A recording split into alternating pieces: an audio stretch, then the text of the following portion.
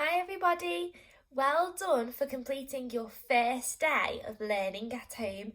You've all done such a brilliant job. And so this afternoon we're going to read a little story. Our story is called The Last Chip, and it's the tale of a very hungry pigeon. Our story is written by Duncan Beattie.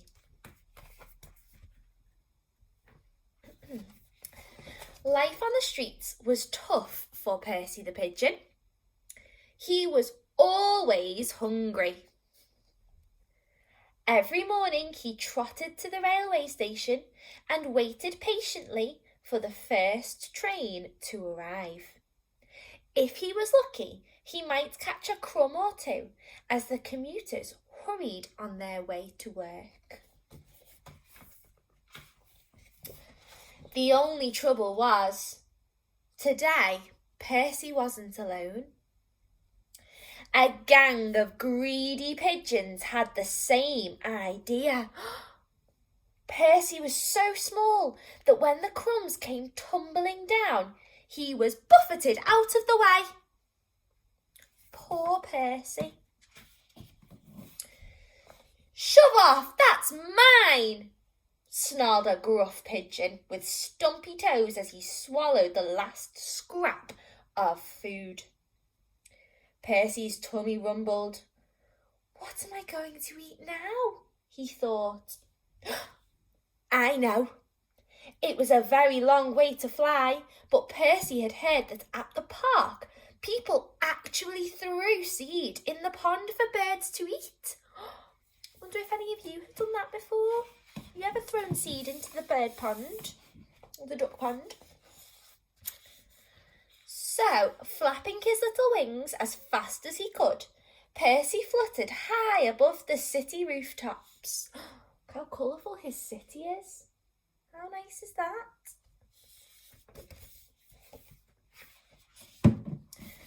When Percy finally landed in the park, he was hungrier than ever. He wasn't alone. The pond was full of greedy ducks, gobbling up all the seeds. But Percy bravely waded in anyway. "Quack! Get out of our pond, you scoundrel!" bawled the ducks, thrashing at him with their wings. Percy scrambled back to the bank and shook the water from his feathers. "I'm so hungry," he gasped. "I must find something to eat." Then he had an idea. He had heard that there were lots of tasty scraps to be had at the seaside. Wonder if you can think about what might happen at the seaside. So Percy flapped his little wings faster than ever, and before long he was flying over a beautiful, sandy beach.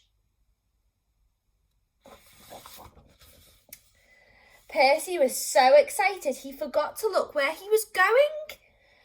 Before he knew it, he crash-landed and went whooshing and whirling down to the very bottom of a helter-skelter.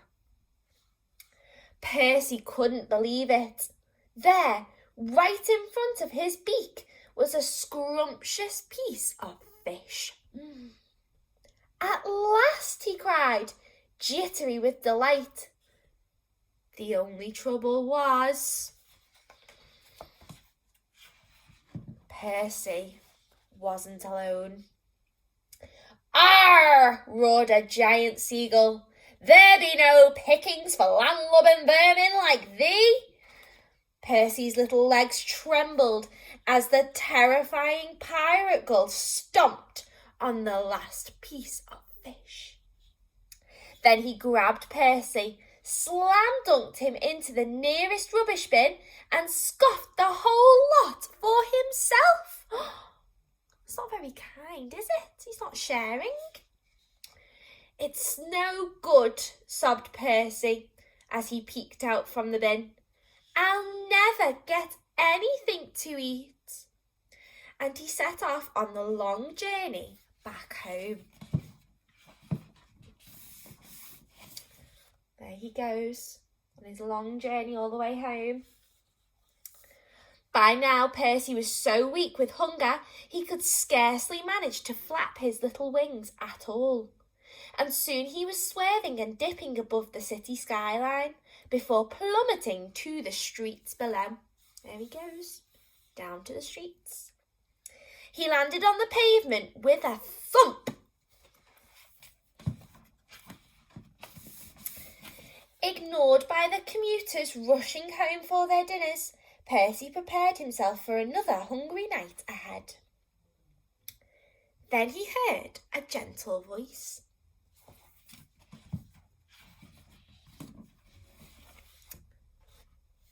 Can you see what that says? It says, "Hungry, please help." "Excuse me, you look hungry too. Would you like my last chip?" "For me?" cried Percy. "Thank you." Quivering with excitement, Percy packed away, savouring every delicious beakful. A tingling warmth spread through his body.